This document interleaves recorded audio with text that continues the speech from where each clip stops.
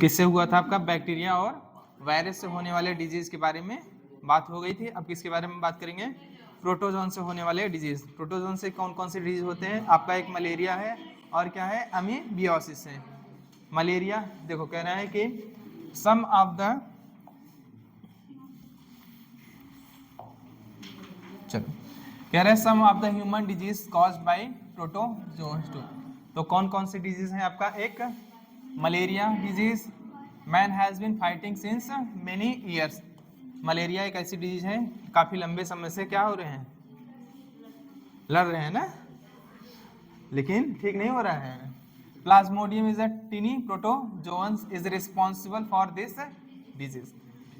तो आपका प्लाज्मोडियम है रिस्पॉन्सिबल होता है फॉर मलेरिया के लिए। इसके अलग अलग वेरिएंट होते हैं। प्लाज्मोडियम क्या होता है आपका? वाइवेक्स होता है, प्लाज्मोडियम फैल्सिपारम होता है, प्लाज्मोडियम मलेरिया होता है। और सबसे डेंजरस कौन सा होता है? प्लाज्मोडियम फैल्सिपारम जो काज करता है मलेरिया, उसको बोलते हैं मैलिग्नेंट मलेरिया। ठीक है।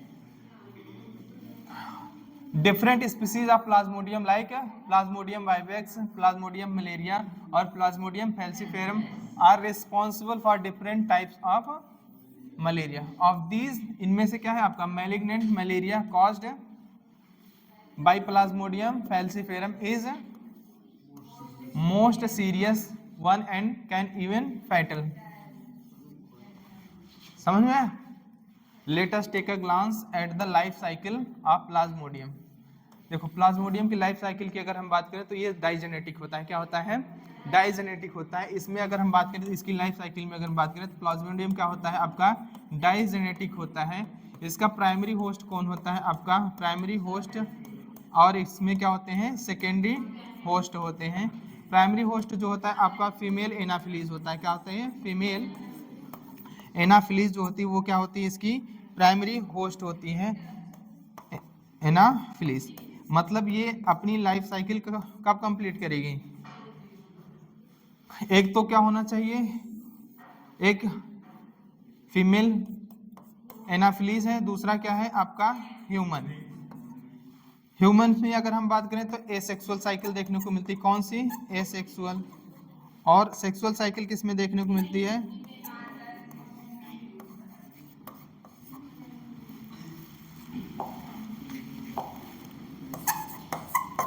किस में देखने को मिलती है? ठीक है, गायब हो गई क्या? ठीक, चलिए। Plasmodium enters human body as a sporozoite. तो ह्यूमंस में क्या होता है? प्लाज्मोडियम कैसे इंटर करता है? As a sporozoite. और यही क्या होता है? इन्फेक्शियस स्टेज होती है फॉर ह्यूमंस बीइंग के लिए। Infectious form through the bite of infected female Anopheles.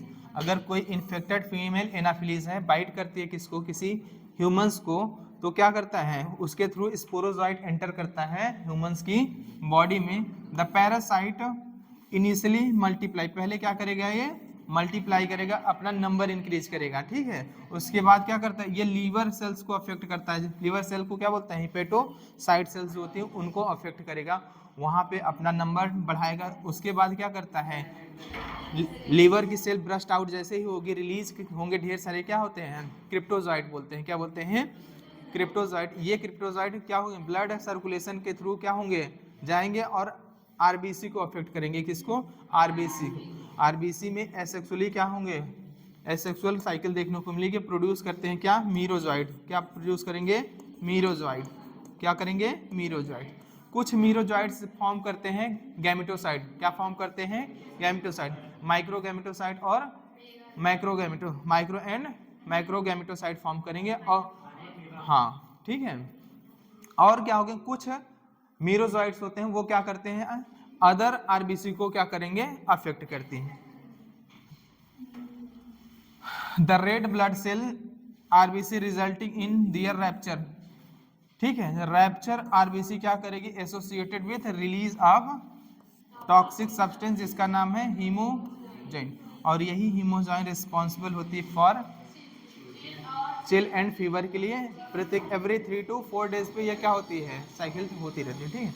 Which is responsible for chill and fever recurring every 3 to 4 days। ये भी चिल कर रहे हैं।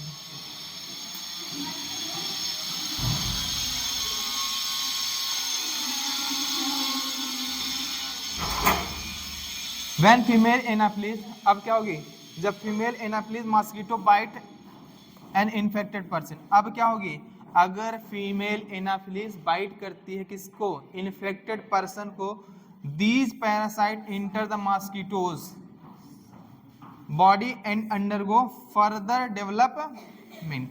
अब ये जो मीरोजॉइड से फॉर्म हुआ था आपका गैमेटोसाइट, माइक्रो एंड माइक्रो गैमेटोसाइड, ये क्या हुआ, ब्लड के थ्रू सक करती है कौन, फीमेल एनाफ्लिस।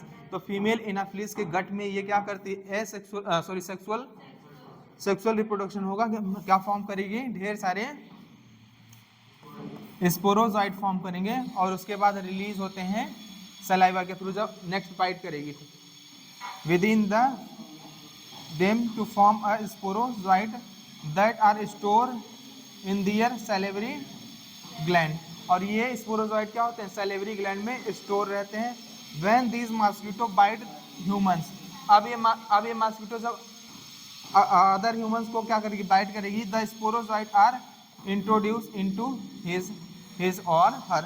अब क्या होगा, उनकी बॉडी में क्या करेगा, इंटर करेगा आपका स्पोरोजॉइड, फिर से ये साइकिल क्या होगी, रिपीट होगी, thereby initiating the events mentioned above, जो ऊपर डिस्कस किया गया, फिर से ये रिपीट होगा। It is interesting to note that malaria parasite requires 2 host, इसमें क्या होते हैं, 2 होस्ट की जरूरत। अगर बात करें जो मलेरियल पैरासाइट है आपका, जो स्पोरोजॉइट हो, अपनी लाइफ साइकिल कंप्लीट करने के लिए उसको कितने होस्ट की जरूरत है, 2 होस्ट की। एक प्राइमरी होस्ट है क्या आपका फीमेल एनाफ्लिस, साथ ही साथ जो सेकेंडरी होस्ट है वो क्या है आपका ह्यूमन है। समझ में आएगी नहीं, तभी इसकी लाइफ साइकिल क्या होती है, कंप्लीट होती है। Human and mosquitoes complete its life cycle. The female Anopheles mosquito is a vector transmitting agent to, क्या हुआ,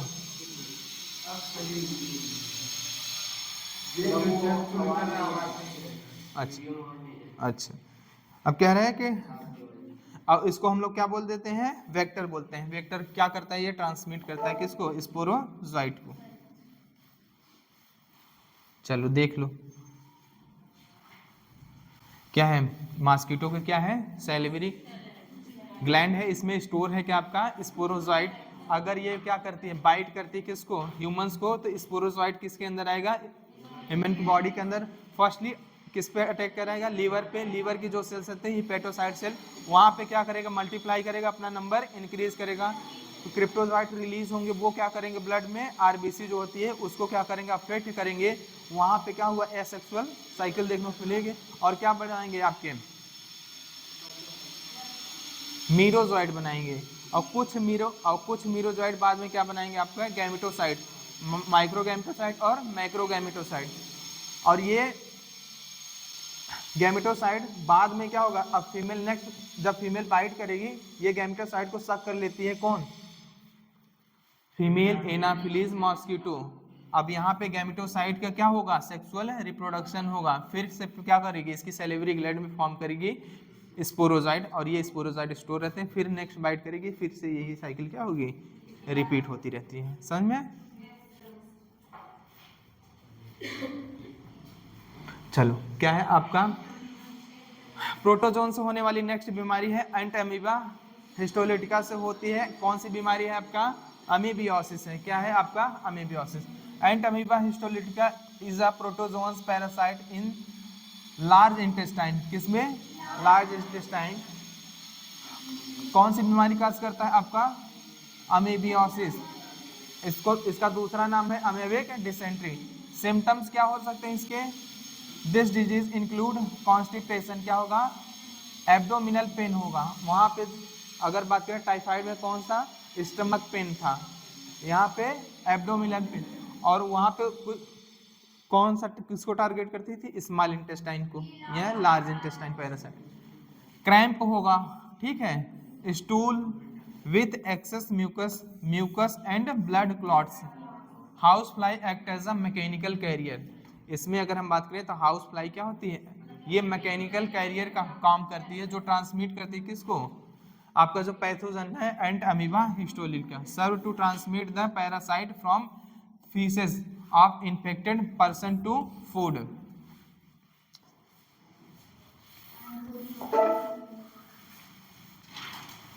एंड फूड प्रोडक्ट्स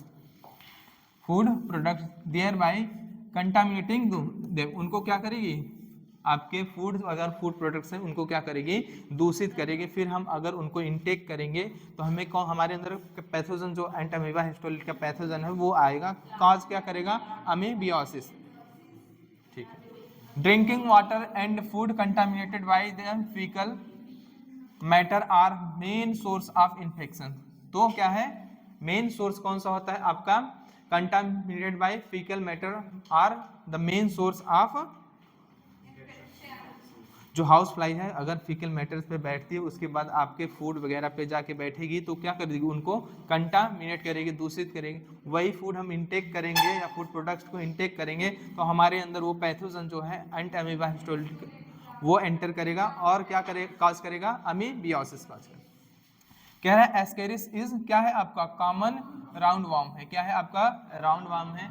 और वाउचेरिया अगर हम बोलते हैं इसको क्या बोलते हैं, फ्लैट वार्म बोलते हैं, क्या बोलते हैं, filarial worm are some of the helminths, ये क्या है, हेलमिंथिस है।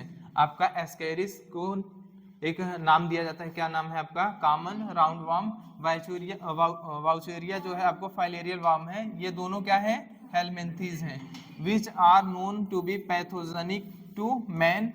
एस्केरिस इंटेस्टाइनल क्या है आपका, पैरासाइट है, इसमें लार्ज इंटेस्टाइन या स्मॉल इंटेस्टाइन कुछ कहा नहीं, ये कौन सा है, पैरासाइट है, इंटेस्टाइनल पैरासाइट है। और ये काज करता है क्या, एस्कैरियासिस।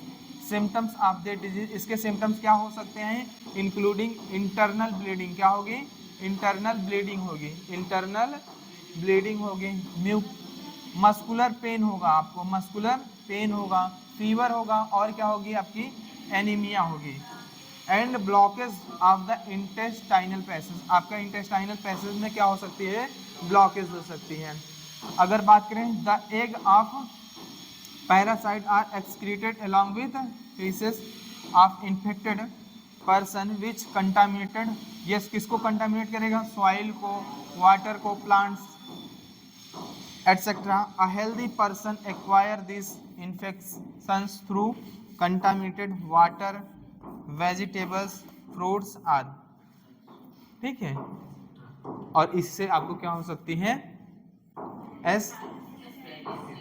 एस्कैरियासिस हो सकती है, ठीक है। सिम्टम्स इसके याद रखना क्या है आपका, इंटरनल ब्लीडिंग होगी, आपको एनीमिया होगा, और क्या होगा आपका, मस्कुलर पेन होगा, फीवर होगा, ठीक है। बात करते हैं बाउचीरिया, जिसको हम लोग बोलते हैं फाइलेरियल वार्म बोलते हैं, क्या बोलते हैं हम लोग, फाइलेरियल वार्म बोलते हैं। हाँ, फाइलेरियल वार्म है, तो इसके दो हैं बाउचेरिया की, अगर बाउचेरिया बैनक्राफ्टी है और बाउचेरिया मिलाई है, जो कॉज करती है क्या, फाइलेरियासिस, जिसको हम लोग बोलते हैं एलिफेंटियासिस, हिंदी में बोलते हैं हाथी पाँव, ठीक है। हाँ, the filarial warm cause slowly developing, ये क्या है, धीरे धीरे डेवलप होता है और बाद में क्रोनिक इन्फ्लेमेशन हो जाएगा, क्या हो जाएगा, शुरू में आपको लगेगा थोड़ा सा इन्फ्लेमेशन, धीरे धीरे क्या होगा, क्रोनिक इन्फ्लेमेशन, बहुत ज़्यादा इन्फ्लेमेशन हो जाता है, कहाँ पे, of the organ in which they live for many year, कई सालों तक क्या होते हैं, रहते हैं, ठीक है। हाँ, कई यूजुअली द लिम्फेटिक वेसल्स, क्या है, lymphatic vessel of lower limbs, ये लोअर लिम्स की जो लिम्फेटिक वेसल्स वगैरह है, and the disease is called elephantiasis, और क्या बोलते हैं हम लोग, फाइलेरियासिस। ये क्या, हमारे जो लोअर लिम्स हैं, लिम्फेटिक वेसल्स हैं, उनमें क्या होता है, कई साल तक रहते हैं, पहले धीरे धीरे थोड़ा सा लगेगा आपको सोलिंग है, लेकिन बाद में क्या होता है, बाद में कई सालों तक रहते हैं, उसके बाद देखोगे अचानक से आपको क्या होगा, क्रोनिक इन्फ्लेमेशन, बहुत ज़्यादा इन्फ्लेमेशन हो जाती है लोअर लिम्स वगैरह में आपके। Genital organs also often affected, इनमें देखा गया, फाइलेरियसिस में देखा गया है कि प्रायः आपका जेनाइटल ऑर्गन्स वगैरह जो होते हैं वो भी क्या हो जाते हैं, अफेक्टेड होते हैं, रिजल्टिंग इन ग्रॉस डिफॉर्मिटीज। इनमें क्या होगी, इनमें डिफॉर्मिटीज देखने को मिलती है। The pathogens are transmitted to a healthy person through bite of female mosquito vector. किसके थ्रू होता है ये? मोड ऑफ ट्रांसमिशन क्या है आपका? मॉस्किटो है, फीमेल मॉस्किटो।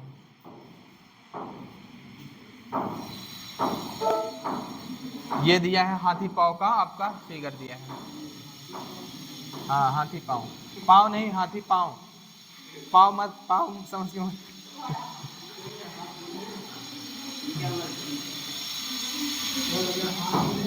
कह रहा है many fungi belongs to the genera Microsporum. कई फंजाई ऐसे हैं जो बिलोंग्स करते हैं किससे? Microsporum, Trichophyton and Epidermophyton are responsible for ringworm. तो रिंगवर्म किससे होता है आपको? फंजाई से होने वाला डिजीज है। इसके लिए रिस्पॉन्सिबल कौन सा होता है आपको? अगर याद नहीं होता साथ में लिख लेना, मिट। क्या है आपका? Microsporum, Epidermophyton, Trichophyton. ठीक है, मिट। The most common infectious disease in man appears on dry scaly lesions on various parts of the body as skin, nails and scalp. Main symptoms of the disease, ये सभी क्या है? Main symptoms हैं किसके? आपके डिजीज के। These lesions accompanied by the intense itching। ये lesson जो होते हैं आपको क्या होगा? इंटेंस तेजी से के साथ क्या होगी? इचिंग होती है, खजुलाहट होगी। ठीक है,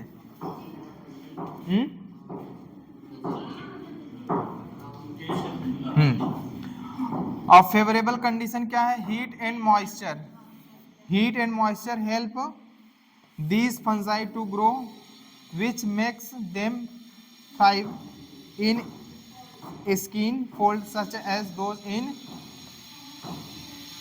ground or between the toes.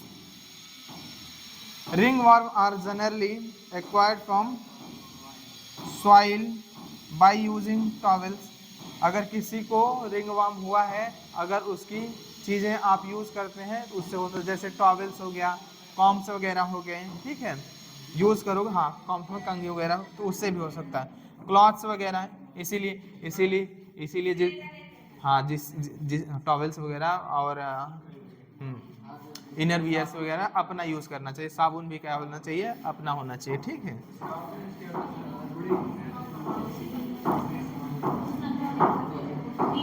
और इवन कॉम इन्फेक्टेड इंडिविजुअल्स।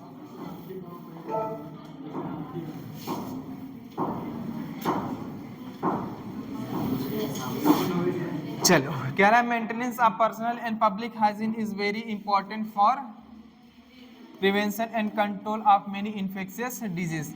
अगर आप कई इन्फेक्शियस डिजीज को क्या करना चाहते हैं? प्रिवेंट करना चाहते हैं या कंट्रोल करना चाहते हैं, तो इसमें आपको ध्यान रखना पड़ेगा पर्सनल, अपनी खुद की हाइजीन, और public hygiene. Measures for personal hygiene including, personal hygiene में अगर हम बात करें तो क्या है? कीपिंग द बॉडी, अपनी बॉडी को अच्छे से क्लीन रखिए। Consumption of clean drinking water, food, vegetables and fruits. लेकिन तुम लोग हो जाओगे ठेले पे, ऐसे पड़ा है, बिना धुले हाँक डालोगे पहले।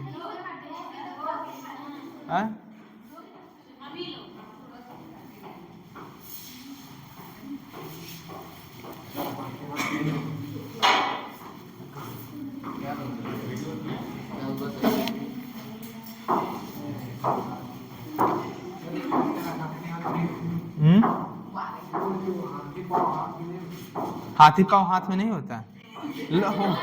लोअर खुद ही बात कर रहे हैं, लोअर लिम्स की जो लिम्फेटिक वेसल्स वगैरह, उनमें जाके उनका पैथोजन जो होता है आपका बाउसीरिया बैनक्राफ्टी, बाउसीरिया मलाई जो होता है, वो कई सालों तक, लगभग लंबे सालों तक रहता है। उसके बाद क्या धीरे धीरे क्या होता है? आपको धीरे धीरे इन्फ्लेमेशन होगी, बाद में आपको अचानक सा क्या होगा? क्रोनिक इन्फ्लेमेशन देखने को मिलते हैं, जिसके कारण हाथी पाँव। नाम रखा है हाथी, हाँ उस हाँ तो पाँव उसी तरह हो जाता है इसीलिए। हाँ अच्छा, कह रहे public hygiene including proper disposal. Public hygiene में क्या आएगा आपका, प्रॉपर डिस्पोजल होना चाहिए, जो वेस्ट होते हैं एक्सक्रीटा वगैरह होते हैं, और पीरियोडिक क्लीनिंग होनी चाहिए, disinfection of water reservoirs, pools, cesspools and tanks, observing standard practices of hygiene in public catering वगैरह में जो होते हैं, जो बाहर खाने वगैरह जाते हो ना, ठीक, तो क्या होना चाहिए आपको, प्रैक्टिस ऑफ हाइजीन होना चाहिए। और आप जो अगर आपका पीरियोडिक क्लीनिंग होना चाहिए, किसमें, डिसइंफेक्शन होना चाहिए, जो वाटर रिजर्वायर्स वगैरह हैं, जो नदी नाले वगैरह नहीं होते हैं, हाँ क्लीन होना चाहिए, प्रॉपर क्लीन होना। These measures are particularly essential where the infectious agent are transmitted through food and water. जो किसके थ्रू होते हैं, फूड और वाटर के थ्रू। तो फूड और वाटर के थ्रू कौन कौन से, उनके लिए ये क्या है आपका पर्सनल और पब्लिक हाइजीन का होना बहुत ज़रूरी है। सच एज टाइफाइड, टाइफाइड किसके थ्रू होता है आपका, कंटामिनेटेड फूड एंड वाटर के थ्रू होता है। अमीबियासिस में देखो वो भी होता है, और एस्केरियासिस में देखो ये भी होता है, कंटामिनेटेड फूड एंड वाटर से होते हैं। In case of air burn, air burn में कौन कौन सा आ जाएगा आपकी, निमोनिया है, कॉमन कोल्ड है, क्या है, निमोनिया और कॉमन कोल्ड। तो निमोनिया और डिजीज सच एज क्या है आपका, pneumonia and common cold in addition to the above, जो ऊपर पर्सनल हो आपका पब्लिक हाइजीन बताया गया, उसके अलावा क्या और कौन सा मेजर्स करना चाहिए आपको, क्लोज करना चाहिए आपके जो डोर्स वगैरह हैं, close contact with infected person, close contact नहीं होना चाहिए किसी इन्फेक्टेड पर्सन से, दियर बिलोंगिंग, उनकी उनसे जो बिलोंग करने वाली वस्तुएं उनसे शुड बी अवॉइडेड हो। हाँ, for disease such as malaria, filariasis that are transmitted through, किसके थ्रू होते हैं, इंसेक्ट वेक्टर, और ये इंसेक्ट वेक्टर क्या है, दोनों मॉस्किटोज हैं, फीमेल मॉस्किटो है। The most important measure is to control और एलिमिनेट, कंट्रोल करना चाहते हैं या एलिमिनेट करना चाहते हैं द वेक्टर्स को दियर ब्रीडिंग प्लेसेस। अगर आप इसको कंट्रोल करना चाहते हैं तो या तो क्या करिए, आप कंट्रोल कर लीजिए या एलिमिनेट कर दीजिए जो उनकी ब्रीडिंग प्लेसेस वगैरह हैं। और ये कहाँ पे ब्रीड करते हैं, जो आपके नदी नाले हैं जहाँ पे पानी इकट्ठा होता है वहाँ पे। This can be achieved by avoiding, क्या क्या अवॉइड करना चाहिए, स्टैग्नेंस मतलब वाटर, वाटर को एक जगह एकत्रित ना होने दें इन अराउंड रेजिडेंशियल एरिया, जहाँ पे आप रहते हैं वहाँ के चारों तरफ जो, हाँ cleaning of house hold coolers, जो घर में यूज़ करते हैं कूलर्स वगैरह, उसमें पानी इकट्ठा ना होने दीजिए, ठीक है, जिससे आपका ये पैथोजन जो होते हैं वो क्या हो, हाँ उल्टा होता है ना, हाँ सही कह रहे हैं। Use of mosquito nets, mosquito nets का इस्तेमाल करिए, मच्छरदानी का।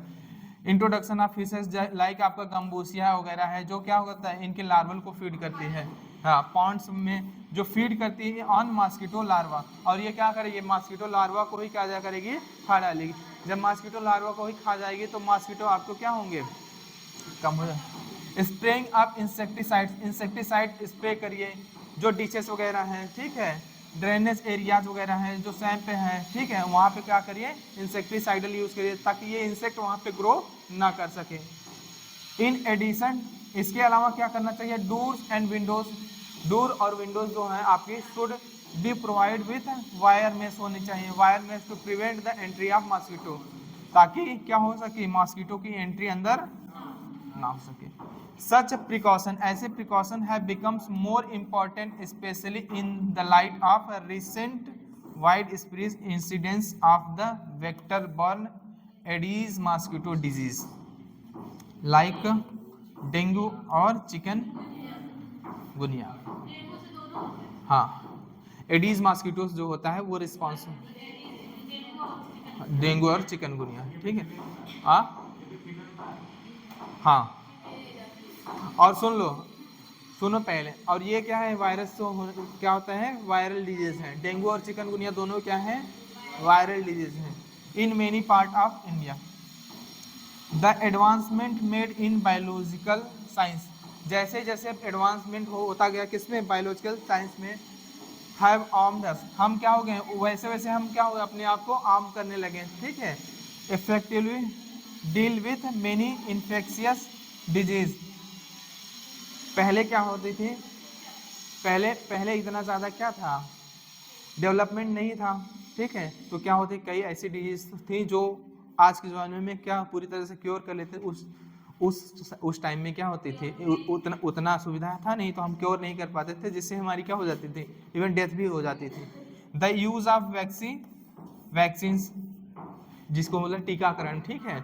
देखो इन्फेक्शियस डिजीज के कोई मान लो जैसे आया था आपका क्या, कोरोना वायरस है, तो कोरोना वायरस आया, ठीक है, उसके लिए क्या आपको टीकाकरण शुरू हुआ, वैक्सीन शुरू हुआ। तो वैक्सीन आपको क्या करता है, वैक्सीन आपके इम्यून सिस्टम को बूस्ट कर देता है या एक्टिवेट कर देता है उस पर्टिकुलर पैथोजन के लिए जो आपको अटैक करेगा। उसमें करते हैं क्या है, या तो पैथोजन जो होता है उसका क्या करेंगे हम लोग, अलग से हम लोग एंटीजन बनाते हैं, क्या बनाते हैं, एंटीजन बनाएंगे, और उस एंटीजन को एंटर करते हैं हम अपनी बॉडी में।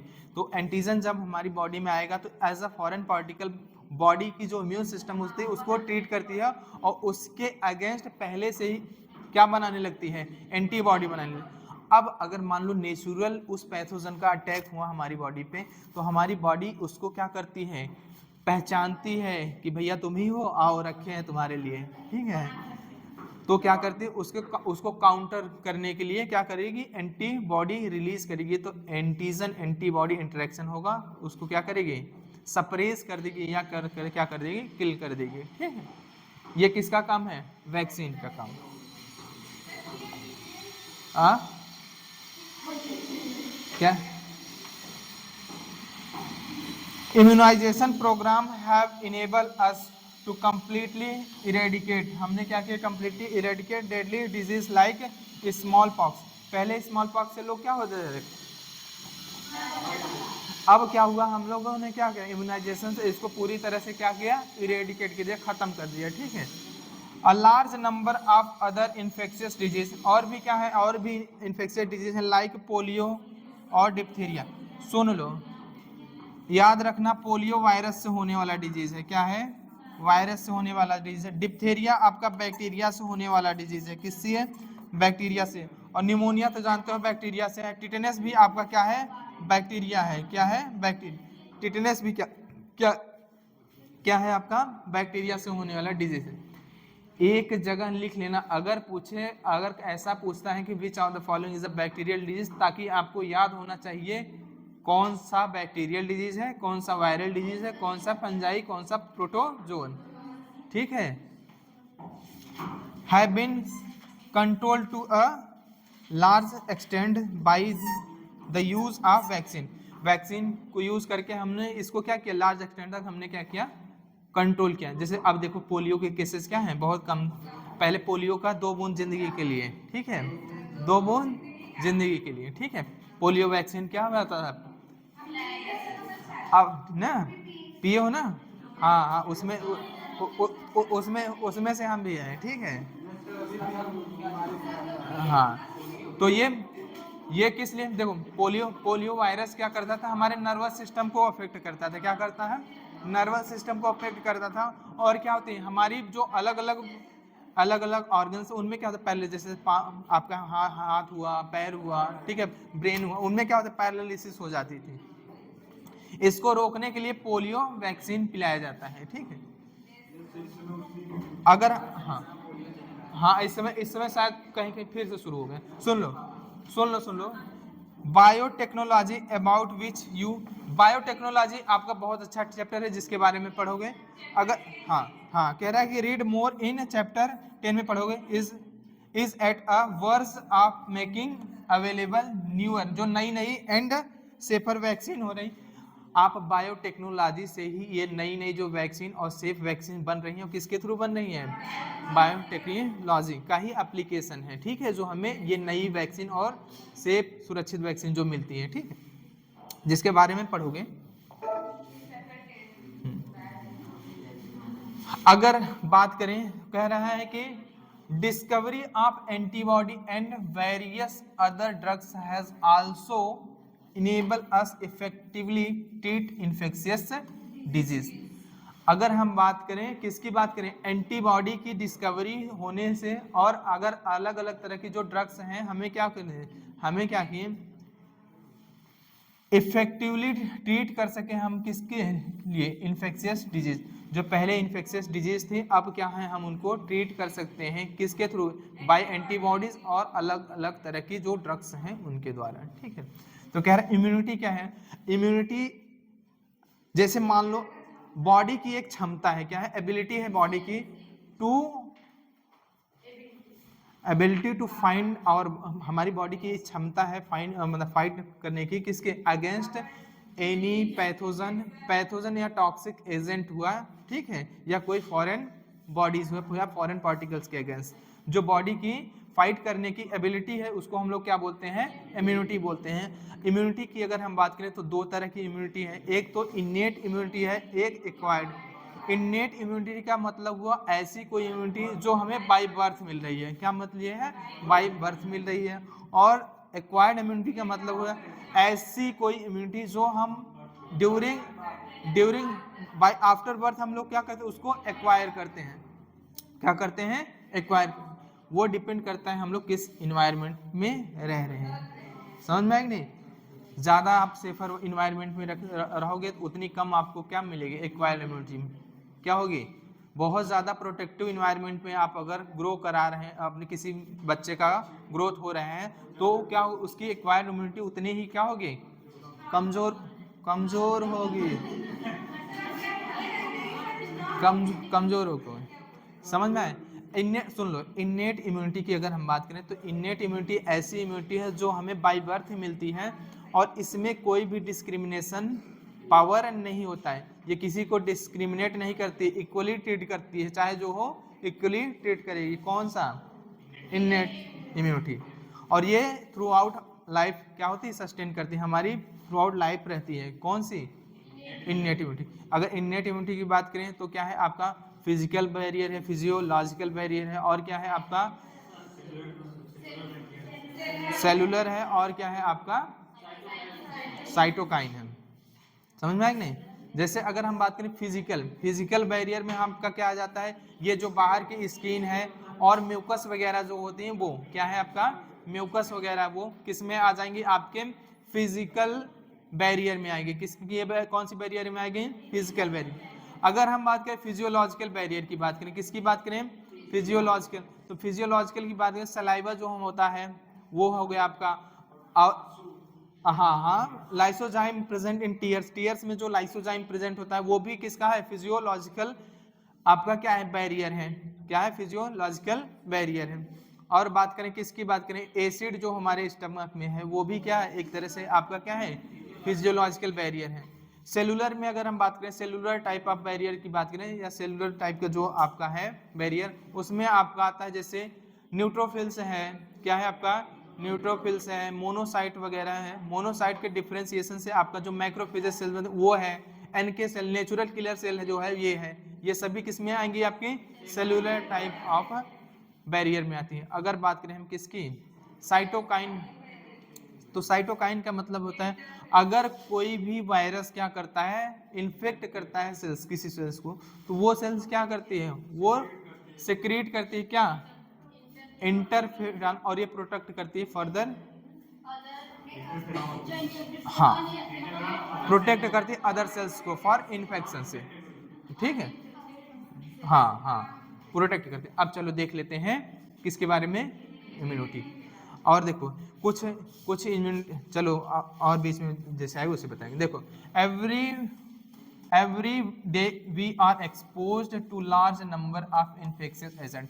अगर हम बात करें हमारे चारों तरफ ढेर सारे क्या है, इन्फेक्शियस एजेंट हैं, लेकिन क्या हम हमेशा मतलब बीमार हो जाते हैं क्या, हाँ जाओ, बीमार होते हैं क्या, नहीं होते हैं ना। लेकिन आपको पता है कि हमारे चारों तरफ क्या है, इन्फेक्शियस एजेंट हैं हमारे चारों तरफ, तो क्या है कहीं ना कहीं हमारी बॉडी में कुछ ऐसी एबिलिटी है जो हमें इनसे क्या कर रही है, प्रोटेक्ट कर रही है। और यही प्रोटेक्ट करने की जो एबिलिटी है हमारी बॉडी को, वो क्या कहलाती है, हमारी इम्यूनिटी कहलाती है। कह रहे हाउएवर जबकि अगर हम बात करें only few of these exposure, इनमें से कुछ ही एक्सपोजर ऐसा होता है रिजल्ट इन डिजीज, जिसके कारण हमें क्या होती है, डिजीज होते हैं।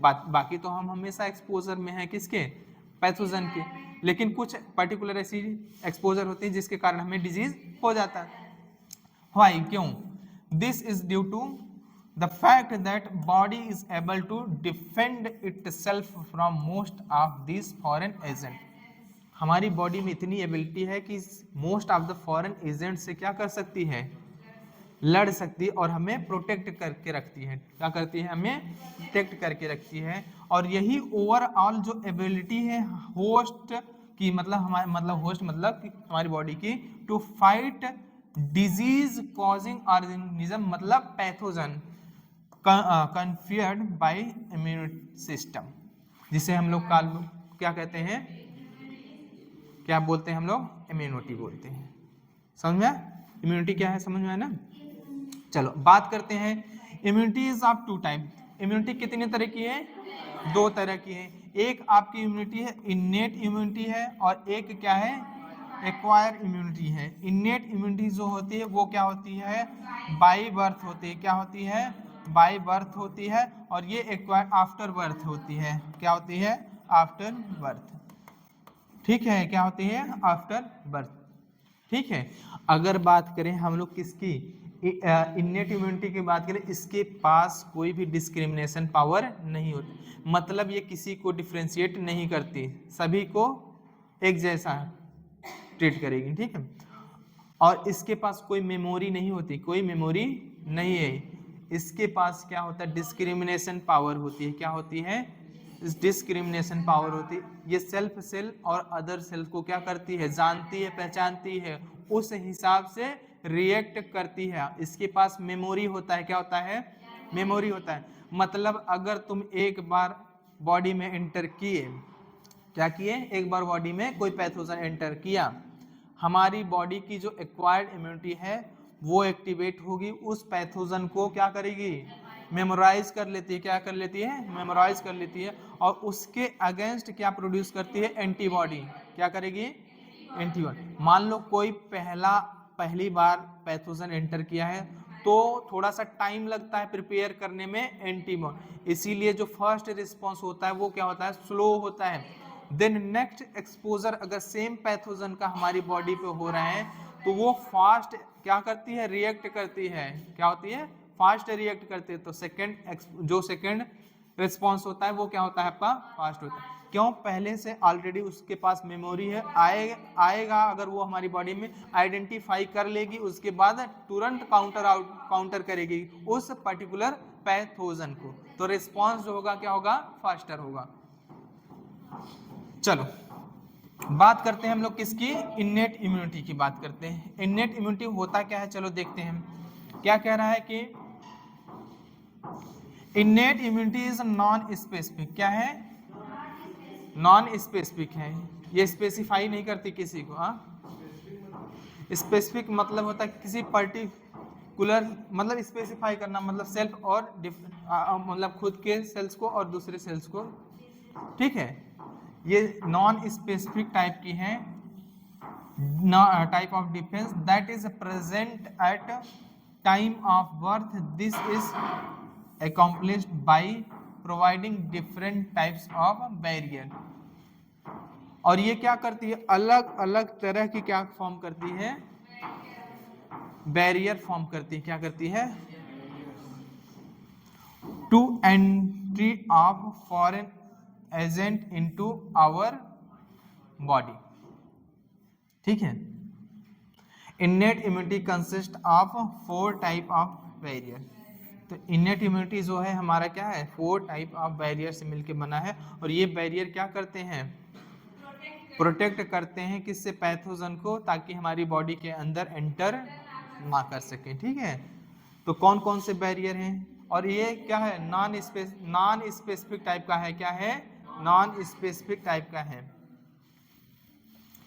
और ये बैरियर आपका क्या हो सकता है, फिजिकल बैरियर हो सकता है, फिजियोलॉजिकल होता है, सेलुलर हो सकता है, और क्या हो सकता है आपको, साइटोकाइन बैरियर हो सकता है। तो चलो पहले देखते हैं फिजिकल बैरियर क्या है। स्किन ऑन आवर बॉडी, जो हमारी बॉडी पे स्किन है वो क्या है, एक तरह की क्या है, फिजिकल बैरियर है, जो क्या करते, प्रिवेंट करती है पैथोजन को to enter in our body. Is the main barrier, ये क्या है, मेन बैरियर है which prevent entry of the microorganism, जो सूक्ष्म जीव है उनको अंदर आने से प्रिवेंट करता है। Mucus coated of epithelium lining the respiratory, gastrointestinal and urogenital tract also help trapping microbes entering our body. Mucus भी क्या करता है, मान लो म्यूकस क्या है, रेस्पिरेटरी ट्रैक्ट, यूरोजेनाइटल ट्रैक्ट जो है, गैस्ट्रोइंटेस्टाइनल ट्रैक्ट में म्यूकस कोटेड जो एपिथेलियम होती है, क्या होती है वो, क्या कर, जैसे कोई भी क्या होता है पैथोजन आएगा तो वो म्यूकस में क्या होता है, ट्रैप हो जाता है, क्या होता है, म्यूकस में ट्रैप हो जाता है, तो एंटर नहीं कर पाता बॉडी के अंदर। तो म्यूकस भी क्या है आपका एक फिजिकल बैरियर है। तो याद रखना कौन कौन से फिजिकल बैरियर में आती है, हमारी स्किन है और क्या है आपकी म्यूकस, ठीक है। चल फिजियोलॉजिकल बैरियर की अगर हम बात करें, एसिड इन स्टमक, एसिड जो है स्टमक में, मान लो तुमने खाया कोई खाना, ठीक है, कोई फूड इनटेक किया, उसमें क्या था, कोई पैथोजन था, अब हमारे स्टमक में जाएगा तो स्टमक में ढेर सारे एसिड और एंजाइम रिलीज होते हैं, क्या होते हैं, एसिड और एंजाइम, और ये एसिड एंजाइम क्या करते हैं, उस पैथोजन को क्या करेंगे, किल कर देते हैं, किल कर देते हैं ना। हाँ, तो एक तरह का ये भी क्या है आपका बैरियर है, और किसमें, फिजियोलॉजिकल बैरियर है।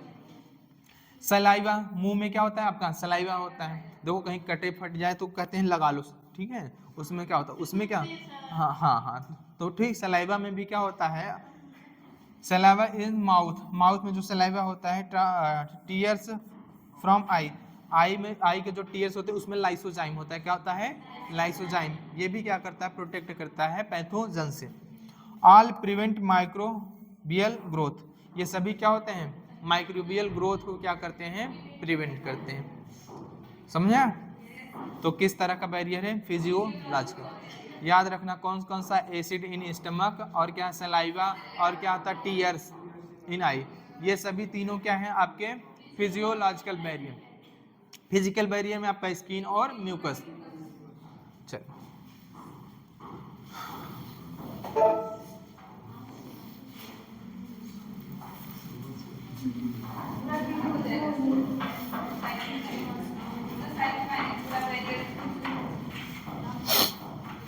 चलो, कह रहा है कि आपका सेलुलर बैरियर क्या है, cellular barrier, certain type of leukocyte, मतलब WBC, क्या है, ऑल ल्यूकोसाइड नहीं, certain type of WBC, like आपका न्यूट्रोफिल्स, क्या हुआ, न्यूट्रोफिल्स हुआ, मोनोसाइट हुआ, ठीक है, न्यूट्रोफिल्स एंड मोनोसाइट। अगर बात करें ऑफ आवर बॉडी, लाइक आपका पॉलीमार्फो न्यूक्लियर ल्यूकोसाइड, जिसको हम लोग बोलते हैं पी, शॉर्ट फॉर्म में PMNL, क्या बोलते हैं, PMNL, और ये क्या है आपका कुछ और नहीं, ये है न्यूट्रोफिल ही है, क्या है आपका न्यूट्रोफिल है, क्या है आपका न्यूट्रोफिल, और ये क्या होता है, फाइगोसिटिक इन नेचर होता है, क्या होता है, फाइगोसिटिक इन नेचर होता है, और ये क्या करेगा, कोई भी फॉरेन पार्टिकल्स है या फॉरेन बॉडी है उसको क्या कर जाएगा, फैगोसाइट कर जाएगा। एंड आपका क्या है, एंड आपका क्या है आपका मोनोसाइट, मोनोसाइट क्या है, सुन लो, मोनोसाइट के डिफरेंशिएशन से आपकी बनती है मैक्रोफेजेस सेल, क्या बनती है, इसका क्या होता है, डिफरेंशिएशन क्या होगा, डिफरेंशिएशन अगर होगा किसका, डिफरेंशिएशन होगा किसका, मोनोसाइट का, तो क्या बनेगी, मैक्रोफेजेस सेल, क्या बनती है, मैक्रोफेजेस सेल, और ये macrophages cell also a type of cellular barrier, क्या है आपका, ये भी सेलुलर बैरियर। जैसे अगर हम बात करें लंग्स में तो क्या है आपका डस्ट सेल, क्या है, लीवर में क्या है, कफर सेल, किडनी में क्या है, मिजेंजियल सेल, ब्रेन में क्या है, माइक्रोग्लायल सेल, रेटिना में क्या है, मूलर सेल, ये सभी क्या है, ये मैक्रोफेजेस सेल हैं, क्या है, मैक्रोफेजेस सेल, और ये भी किस में आती हैं, आपकी सेलुलर टाइप ऑफ बैरियर। और क्या है आपका नेचुरल किलर सेल, जिनको हम बोलते हैं एनके सेल। क्या बोलते हैं? NK cell. और एनके सेल भी किस में आती है आपके? टाइप ऑफ लिम्फोसाइट है। ये क्या है? टाइप ऑफ लिम्फोसाइट है। ये एक तरह का लिम्फोसाइट है जो किस में आता है? सेलुलर टाइप ऑफ बैरियर में। In the blood as well as macrophages in tissue. देखो मैक्रोफेजेस इन टिश्यू में, और ये मैक्रोफेजेस कुछ और नहीं है, मोनोसाइट के डिफरेंशिएशन से ही बनी है। हाँ, कैन फैगोसाइटोस एंड डिस्ट्रॉय, या फैगोसाइट कर जाएंगी या माइक्रोब्स को क्या करते हैं? डिस्ट्रॉय कर देंगे। क्या कर देंगे? या तो उनका भक्षण कर जाएंगे या उनको डिस्ट्रॉय कर देंगे। इस तरह से हमें क्या करती हैं? प्रोटेक्ट करती हैं। किससे? किसी भी पैथोजन से। ठीक है, कह रहा है साइटोकाइन बैरियर की अगर हम बात करें, वायरस इन्फेक्टेड सेल, कोई वायरस इन्फेक्टेड सेल है तो वो क्या करती है? सिक्रीट करती है कुछ प्रोटीन, और ये प्रोटीन का नाम क्या है आपका? इंटरफेरॉन। इंटरफेरॉन हो गया, इंटरल्यूकिन्स हो गया, ये सभी क्या है? प्रोटीन है। वायरस इन्फेक्टेड सेल जो क्या करती है? सिक्रीट करती है, और ये फर्दर प्रोटेक्ट करते हैं नॉन इन्फेक्टेड सेल्स को। किसको प्रोटेक्ट करती हैं?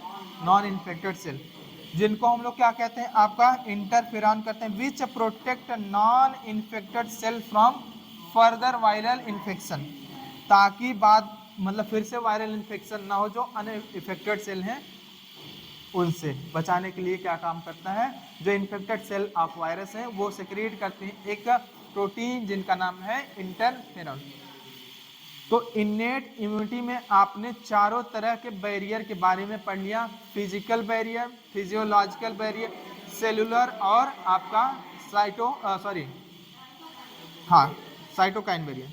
फिजिकल बैरियर में आपका स्किन और म्यूकस आएगा। अगर बात करें हम फिजियोलॉजिकल, एसिड जो होता है इन स्टमक में वो आएगा, टीयर्स आपका हो गया, और आपका सलाइवा होगा। ये तीन चीज किस में आएंगे? फिजियोलॉजिकल। सुन लो, एग्जाम्पल याद रखना।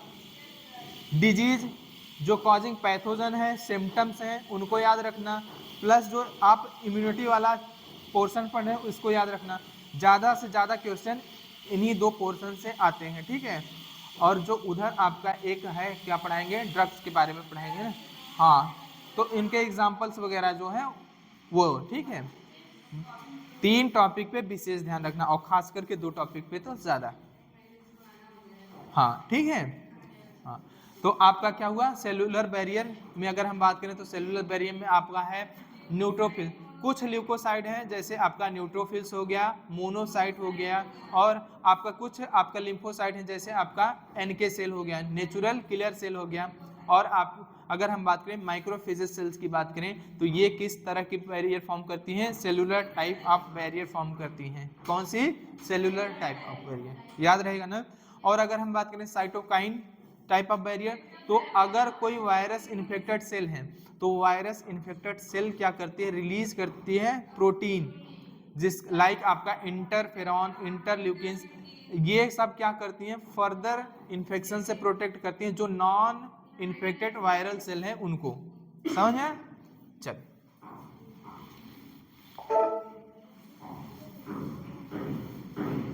किसकी बात कर लेते हैं हम लोग? Acquired immunity.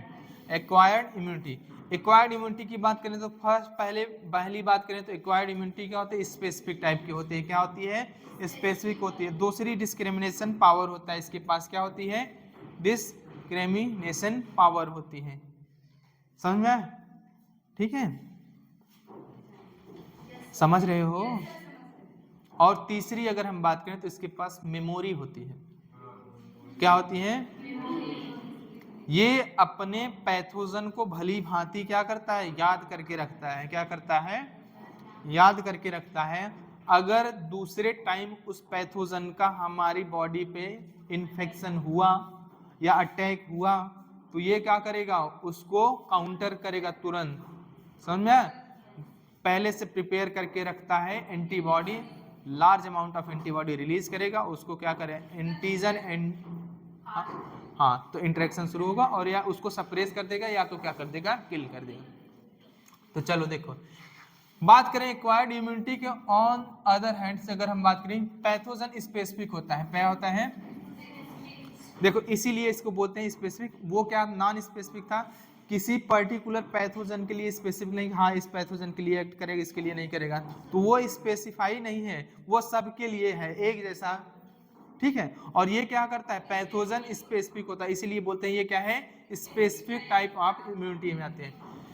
It is characterised by memory, इसके पास क्या है, अगर बात करें तो क्या है इसकी, कैरेक्टराइज्ड बाय मेमोरी, इसके पास क्या है, मेमोरी है भैया। इट मींस, इसका मतलब क्या होगा, व्हेन आवर बॉडी एनकाउंटर होगा किसका, पैथोजन का, फॉर द फर्स्ट टाइम, अगर मान लो फर्स्ट टाइम एनकाउंटर हुआ किसका, किसी पैथोजन का हमारी बॉडी पे, तो ये प्रोड्यूस अ रिस्पॉन्स, ये क्या करेगी, एक रिस्पॉन्स प्रोड्यूस करती है, जिसको हम लोग बोलते हैं प्राइमरी रिस्पॉन्स। ये मान लो नया कोई पैथोजन हमको अटैक किया, ठीक है, अटैक करेगा तो हमारी बॉडी की जो इम्यून सिस्टम हो एक्टिवेट करेंगे, पहले उसको देखेंगे कि ये पहले से कोई अटैक किया हुआ पैथोजन है या कोई नया है।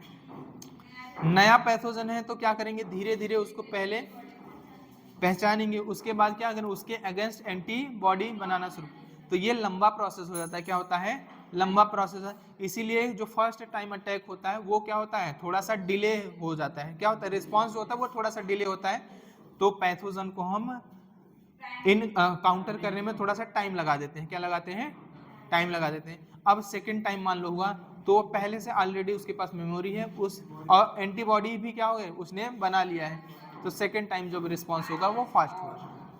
Primary which is a slow intensity में होते हैं, subsequently encounter with the same, अगर सेम इनकाउंटर का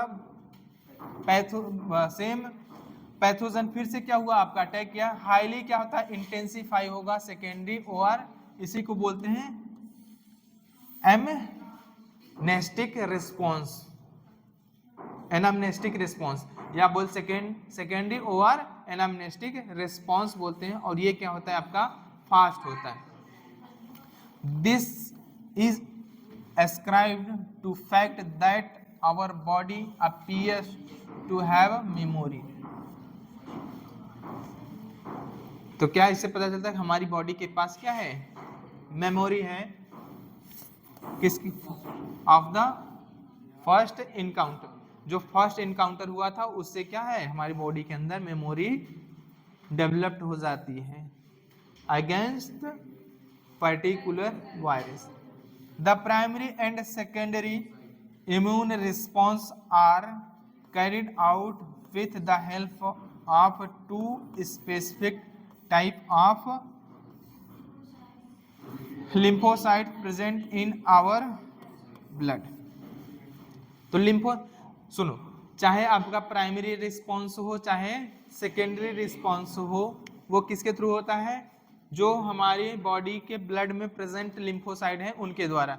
ये लिम्फोसाइट क्या है, बी लिम्फोसाइट है, और क्या है, टी लिम्फोसाइट। अगर हम बात करें बी लिम्फोसाइट और टी लिम्फोसाइट की बात करें, किसकी बात करें, बी लिम्फोसाइट और टी लिम्फोसाइट, तो हमारा जो बी लिम्फोसाइट होता है वो क्या करता है, फॉर्म करता है एंटीबॉडी, क्या करता है, आर्मी ऑफ प्रोटीन बनाता है। क्या बनाता है, आर्मी ऑफ प्रोटीन। और टी लिम्फोसाइट कोई आर्मी ऑफ प्रोटीन नहीं बता, वो हेल्प करता है बी लिम्फोसाइट का for formation of army of protein, और यही आर्मी ऑफ प्रोटीन क्या होता है, इम्यूनोग्लोबिन कहलाते हैं। क्या होते हैं, आईजी कहलाती हैं, और यही इम्यूनोग्लोबुलिन क्या होते हैं, एंटीबॉडी कहलाते हैं, जिसको हम बोलते हैं IgA, IgM, IgE, IgD, ठीक है, जिसको बोलते हैं गेम डी, बोलते हैं, क्या बोलते हैं, गेम डी बोलते हैं, IgG, IgA, IgM, IgE, IgD, और ये सभी क्या है, एंटीबॉडी हैं। क्या है, एंटीबॉडी हैं, और ये कौन फॉर्म करता है, बी लिम्फोसाइट। सुनो, पहले बी लिम्फोसाइट पहले डिफरेंशिएट होगा किसमें, प्लाज्मा बी सेल और मेमोरी बी सेल में। किसमें डिफरेंशिएट होगा, प्लाज्मा बी सेल और मेमोरी बी सेल। अब प्लाज्मा बी सेल क्या करती है, फॉर्म करती है antibody IgA, IgG, IgM, IgE, IgD। और प्लाज्मा बी सेल और प्लाज्मा मेमोरी सेल जो थी, मेमोरी सेल क्या करती है, वो क्या करिए, मेमोराइज करती है पैथोजन को। हाँ चलो देखते हैं क्या कह रहा है कि B lymphocyte and T lymphocyte, ये क्या है, बी लिम्फोसाइट और T lymphocyte. The B lymphocyte produce an army of protein, ये क्या करेंगी, एक आर्मी बनाती है किसकी, प्रोटीन की। इन रिस्पॉन्स टू, किसके रिस्पॉन्स में, पैथोजन के रिस्पॉन्स में, इनटू आवर ब्लड, और ये फाइट विथ देम, उनसे क्या करती हैं, लड़ती हैं, उनसे क्या करेंगे, उस पैथोजन से क्या करेंगे, फाइट करेंगे, लड़ेंगे, टू प्रोटेक्ट आवर बॉडी। और ये देखो एक पर्टिकुलर एंटीबॉडी का क्या है, फिगर है, एक पर्टिकुलर एंटीबॉडी का फिगर। इसमें क्या होती हैं, दो हैवी चेन होती हैं और दो लाइट चेन है। ये क्या है आपका हैवी, और ये क्या है, ये दोनों हैवी चेन है, और ये क्या है आपके लाइट चेन।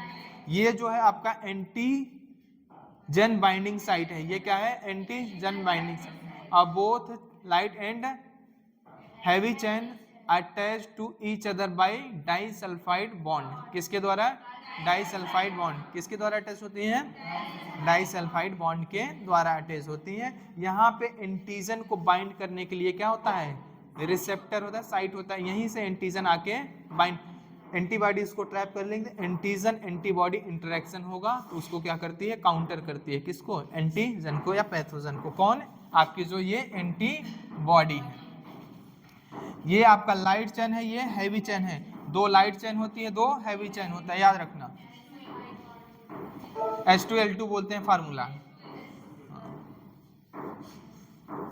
चलो चलो कह रहा है कि the B lymphocyte produce an army of protein in response to pathogens into our blood, किसके रिस्पॉन्स में, जो हमारी ब्लड में को जो पैथोजन या फॉरेन पार्टिकल्स आता है उसके रिस्पॉन्स में ये क्या प्रोड्यूस करती हैं, army of protein, to fight with them, उनसे लड़ने के लिए।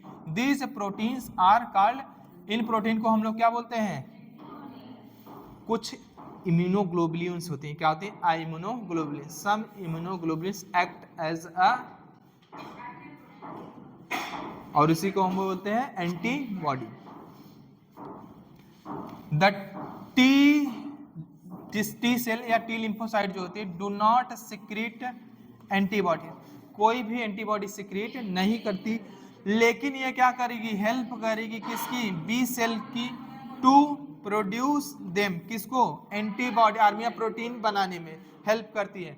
HIV वायरस करता क्या, सुन लो, HIV वायरस जब हमारी बॉडी में एंटर करता है वो सबसे पहले टी लिम्फोसाइट को अफेक्ट करती है, जो क्या होता है, CD4 receptive, CD4 positive sales होते हैं, ठीक है, उनको क्या होती हैं, उनको क्या करेंगे, अफेक्ट करेंगी, और इनका नंबर क्या होता है, डिक्रीज होने लगता है। टी लिम्फोसाइट का अगर नंबर डिक्रीज होने लगेगा, डिफ्रेंसिएशन नहीं करा पाती किसका, बी लिम्फोसाइट का, जब बी लिम्फोसाइट का डिफ्रेंसिएशन नहीं हो पाता तो आपका जो एंटीबॉडी है प्रोडक्शन वो भी डिक्रीज हो जाता है। जब एंटीबॉडी प्रोडक्शन आपका डिक्रीज होगा, हमारी इम्यूनिटी क्या हो जाएगी, कम, धीरे धीरे डिक्रीज होगी, मतलब हमारी बॉडी की इम्यूनिटी कमज़ोर होने लगती है। बॉडी की इम्यूनिटी कमज़ोर होने का मतलब, अभी तो हमारे आसपास ढेर सारे पैथोजन हैं, लेकिन एक्सपोजर ऑफ पैथोजन हो रहा है, लेकिन हम बीमार तो नहीं हो रहे हैं। लेकिन अगर हमारी बॉडी की इम्यूनिटी कमज़ोर हुई तो यही पैथोजन जो पहले हमारी बॉडी इनसे लड़ लेती थी, अब लड़ने की क्षमता हमारी बॉडी की ख़त्म हो गई, तो चाहे जो पैथोजन आएगा अटैक करेगा और आसानी से हमें क्या होगी, हमारी बॉडी को इन्फेक्ट करेगा। इसीलिए एड्स में क्या होता है, acquired immunodeficiency syndrome, immune system के डिफिशियंसी के कारण ढेर सारे क्या होते हैं, ग्रुप ऑफ सिम्टम्स अपीयर्स होते हैं, मतलब ढेर सारी बीमारियां हमारे अंदर अपीयर्स होने लगती हैं, उसी को बोलते हैं AIDS, acquired immunodeficiency syndrome. बुखार हुआ तो आपको बुखार ही रहेगा, ठीक है, जो बीमारी हो गई आपको वो हो रहेगी ही, खत्म होती ही नहीं। क्यों, क्योंकि हमारी बॉडी की इम्यून सिस्टम कमज़ोर कर देता है कौन, HIV वायरस, उसका काम ही है पहले क्या करना, हमारी बॉडी में जो हथियार है उसको कमज़ोर। किसी को मारना है तो उसकी क्या कर, पहले उसका हथियार ही, ठीक है। अब क्या हुआ, वो निहत्था हो गया, जब निहत्था हो गया तो उसको मारना क्या है, आसान है। तो एचआईवी वायरस बहुत चालाक है, पहले डायरेक्ट अटैक नहीं करेगा, पहले कहेगा आओ तुम्हारी आर्मी जो खड़ी थी हो, पहले उसका हथियार छीन लेते हैं। जो हथियार आपका खत्म, आपकी बॉडी, ठीक है, फिर मन चाहा। ईच एंटीबॉडी, सुन लो, ईच एंटीबॉडी मॉलिक्यूल्स, प्रत्येक एंटीबॉडी मॉलिक्यूल्स के पास क्या होती है, 4 पेप्टाइड चेन होती हैं। क्या होती हैं, प्रोटीन है तो जाहिर सी बात है पॉलीपेप्टाइड चेन को ही हम लोग क्या बोलते हैं, प्रोटीन बोलती हैं। तो अगर बात करें प्रत्येक एंटीबॉडी के पास कितनी पेप्टाइड चेन होती हैं, 4 होती हैं। उनमें से क्या होता है, 2 स्मॉल होती हैं जिनको हम लोग लाइट चेन बोलते हैं, एंड 2 क्या होते हैं, लॉन्गर या लार्ज होते हैं, उसको क्या बोलते हैं हम लोग, हैवी चेन। ये जो है आपका क्या है, हैवी चेन है, और ये क्या है आपका लाइट चेन है। क्या है, light chain. Hence an antibody is represented as, इसलिए एक एंटीबॉडी को हम कैसे रिप्रेजेंट करते हैं, H2L2, H2L2, H2 का मतलब हुआ हैवी और इसका मतलब हुआ लाइट। समझ में आया नहीं। Different type of antibodies are produce in our body, अलग अलग तरह की एंटीबॉडीज हमारी बॉडी में क्या होती हैं, बनती है। लाइक आपका IgA, IgM, IgE, IgG, हाँ, आर सम ऑफ देम, उनमें से कुछ एंटीबॉडीज ये हैं, IgA, IgM, IgG, IgE। A cartoon of N antibody, एक एंटीबॉडी का जो cartoon is given in figure, figure में दिया है, देख बता भी चुके हैं 7.4 जो है। Because these antibodies are found in blood, क्या होती हैं, एंटीबॉडी कहाँ पे होता है आपका, ब्लड में। कहाँ पे होता है, ब्लड में होता है, इसलिए हम लोग इसको बोलते हैं द रेस्पॉन्स इज आल्सो, इसका जो रिस्पॉन्स होता है क्या होता है, ह्यूमोरल इम्यून रिस्पॉन्स। क्या होता है, humoral immune response. This is one of the 2 types of our acquired immune response. जो हमारा 2 तरह के एक्वायर्ड इम्यून रिस्पॉन्स होता है, उनमें से एक तरह का क्या है आपका ह्यूमोरल इम्यून रिस्पॉन्स। अगला जो है वो क्या है, एंटीबॉडी मीडिएटेड, ये क्या होता है, और ह्यूमोरल इम्यून रिस्पॉन्स क्या होता है, एंटीबॉडी मीडिएटेड होता है। क्या होता है, एंटीबॉडी मीडिएटेड, और इसी को हम एक नाम एंटीबॉडी मीडिएटेड इम्यून रिस्पॉन्स भी बोलते हैं। ह्यूमोरल इम्यून रिस्पॉन्स को बोलते हैं एंटीबॉडी मीडिएटेड इम्यून रिस्पॉन्स।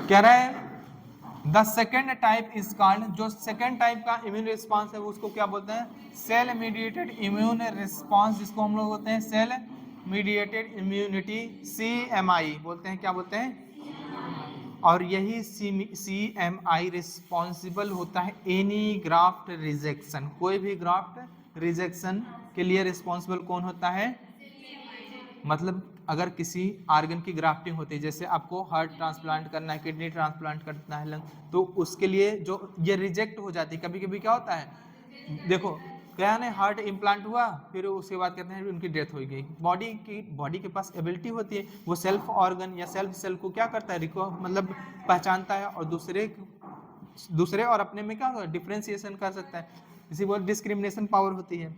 और किसके कारण होती है, सेल मीडिएटेड इम्यूनिटी, किसके कारण, सेल मीडिएटेड इम्यूनिटी का। अगर मान लो तुमने किसी दूसरे पर्सन का ऑर्गन ट्रांसप्लांट करा, मान लो मेरा हार्ट खराब है, मैंने हार्ट ट्रांसप्लांट कराया, ठीक है, ये रिस्क बना रहता है कि वो लगातार क्या होता है, वो क्या करता है, लगातार उसको चेक करता रहता है, अगर जहां पे उसको लगेगा तो वो क्या कर, ग्राफ्ट को रिजेक्ट कर देता है। क्या करता है, रिजेक्ट। तो ग्राफ्ट रिजेक्शन के लिए कौन रिस्पॉन्सिबल होता है, सेल मीडिएटेड इम्यूनिटी। इसीलिए जो पर्सन में क्या होता है, ग्राफ्टिंग होती है, ऑर्गन का ट्रांसप्लांट होता है, वो कंटिन्यूअस इम्यूनो सप्रेसेंट लेता है, जो हमारे इम्यून सिस्टम को सप्रेस करके रखता है, ताकि ग्राफ्ट रिजेक्ट ना हो।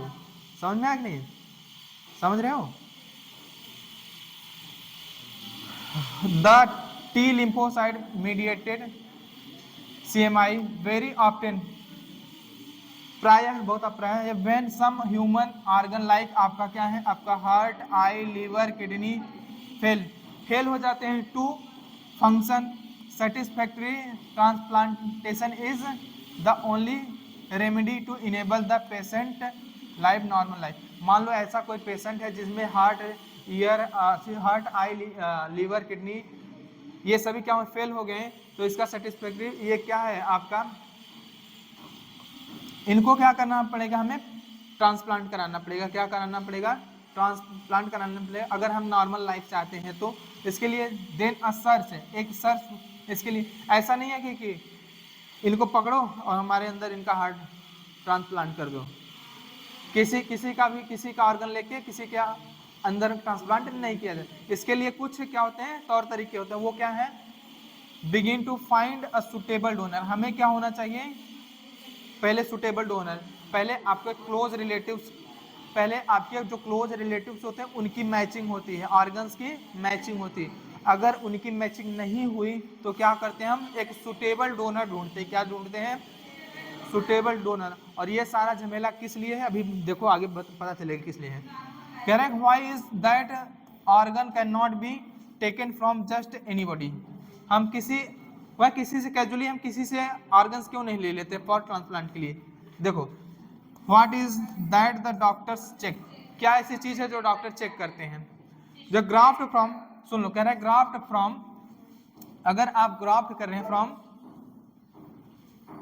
जस्ट एनी सोर्स, किसी भी सोर्स से अगर आप ग्राफ्टिंग कर रहे हैं, एन एनिमल, अनदर प्राइमेट्स और an human beings can not be made since graft would be rejected sooner और लेटर।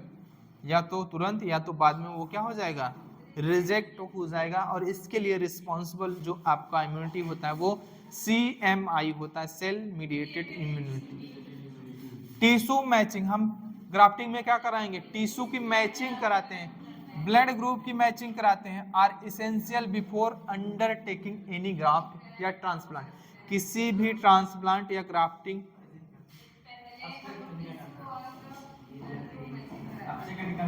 बोलो, किसी भी ग्राफ्टिंग या ट्रांसप्लांट से पहले हम लोग टिश्यू मैचिंग, ब्लड मैचिंग कराते हैं ताकि हमारी बॉडी की इम्यून सिस्टम उस ट्रांसप्लांट या ग्राफ्टिंग को रिजेक्ट ना कर दे। बिफोर अंडरटेकिंग एनी ग्राफ्ट या ट्रांसप्लांट, इवन आफ्टर दिस, इसके बावजूद भी, इतना मैचिंग कराने के बावजूद भी हम क्या करते हैं, patient has to take immunosuppressants all his या हर, अगर कोई पर्सन है तो अपनी, जब तक जिंदा रहेगा तब तक इम्यूनो सप्रेसेंट के सहारे जिएगा, उसको खाना पड़ेगा इम्यूनो सप्रेसेंट, और उसको प्रोटेक्टेड इन्वायरमेंट में रहना पड़ेगा। नॉर्मली जो घूमना टहलना काम करना वो उसके लिए क्या हो जाएगा, थोड़ा मुश्किल हो जाएगा, ठीक है। इम्यूनो सप्रेसेंट ऐसी मेडिसिन जो हमारी इम्यून सिस्टम को सप्रेस करके रखती हैं, क्या करती हैं, सप्रेस करके रखती हैं, ठीक है, ताकि इस, हाँ, जो एक्टिविटी उसको सप्रेस कर देती हैं ताकि ग्राफ्ट रिजेक्शन ना हो, आपका ग्राफ्टिंग बरकरार है, ट्रांसप्लांट में बरकरार है। The body is able to differentiate, body क्या हो सकती है, एबल होती है डिफ्रेंशिएट करने self and non self cell mediated immune response is responsible for the graft rejection. ठीक है, इतना समझ में आया। अब कल से क्या पढ़ाएंगे हम लोग, एक्टिव एंड पैसिव इम्यूनिटी।